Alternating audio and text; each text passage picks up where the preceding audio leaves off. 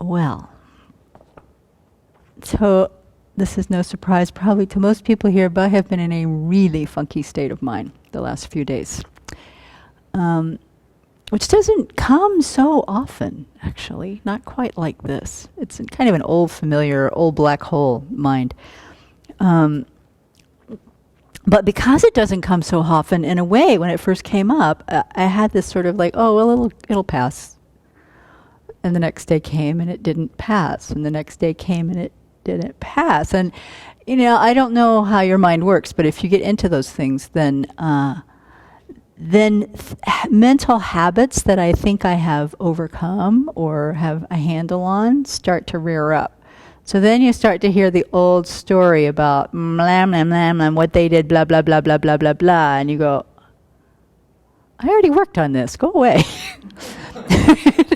And then the other one comes up and you go, blah, blah, blah, blah, blah, blah, blah. It's like, where did you come from? I don't want to have a mind like this.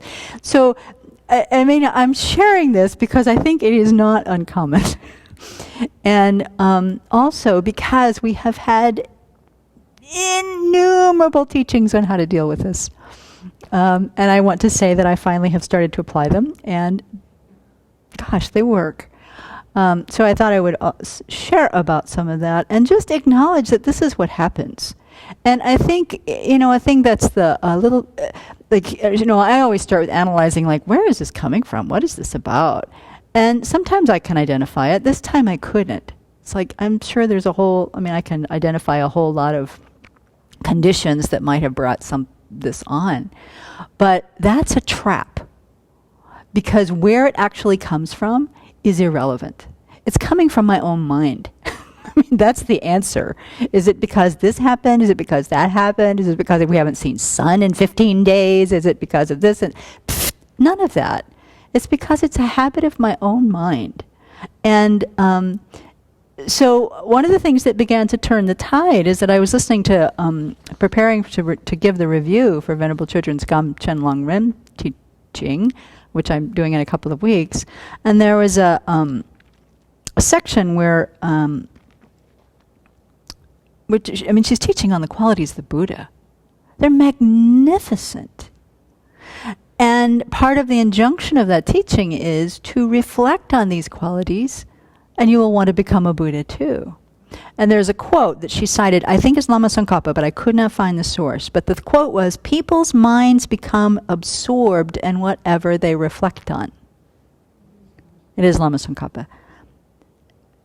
And she said, we choose what our mind is going to reflect on. We're the ones who make that decision. And so part of our applying the antidote is having the strength of mind to recognize, just as Jai Rinpoche said, my mind is absorbed in whatever I reflect on. If I'm going to let it stay down this tube of this and this and this and this and this happened and blah, blah, blah, blah, blah, and I don't like that anyway, and well, we're talking black hole pretty quick, absorbed in black hole. So, of course, clearly, once I'm on the downhill slide, the water slide, it's on a path. So the determination to make it stop has to be strong.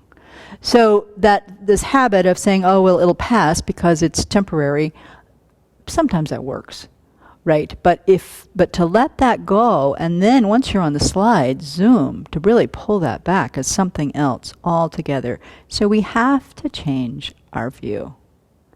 So one of the antidotes I use a lot when I'm feeling my mind slide is to meditate on precious human life and the extraordinary opportunity of this life. And I am healthy, and my body works, and it doesn't hurt very much, and my mind works pretty well. And here I have this opportunity to study and to hear Lama Tsongkhapa's teachings, which is so rare and precious, and usually that just makes me fire up. This time, too late. Who cares? Sentient beings, who cares? My life, who cares? Funky mind. I'm telling you, funky mind. So what makes it, so think about the qualities of the Buddha then.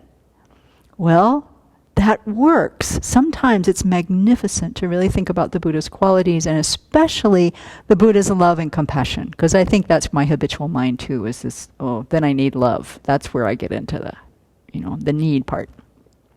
So here are infinite Buddhas and Bodhisattvas trying to give me that, trying to take me to pure full awakening. So to think on that usually lifts my mind quite a bit. This time, right, I'll never be able to do that. Funky mind. But when I came across a teaching that I'm working on transcribing teachings about, again, what is my mind focusing on? And the idea, especially when we're practicing Kriya Tantra, of seeing all the beings around us as having a Buddha nature, as being in the very same nature as Buddhas and Bodhisattvas, empty of inherent existence and with the potential to be fully awake. That changes the view a little bit. All environments around us are not just some snow-slogged gray clouds, but the exquisite, glistening Pure Land of a Vajrasattva. That changes your attitude about how you are with the snow, right? And Venerable Chudran told a wonderful story exemplifying this, about a funny story actually, about a couple whose marriage was on the rocks. And this woman went to her therapist and said, he said, her counselor, you have to question this counselor, but he said, she said, I really want to get back at my husband. And the counselor said, well, what you should do is not file for divorce, but really be very, very nice to him. Pay attention to him. Ask about his day. Really be kind to him. And then he'll fall in love with you all over again, and then you can file divorce for that, and that will really get him. So she did it. She thought it was a great idea. She was so nice to him, and she was so kind to him, and she did special things for him, and sure enough, he fell in love with her all over again.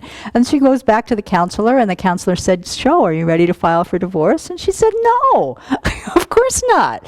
He's in love with me again. I'm in love with him. Things are going well. I don't want to divorce him at all.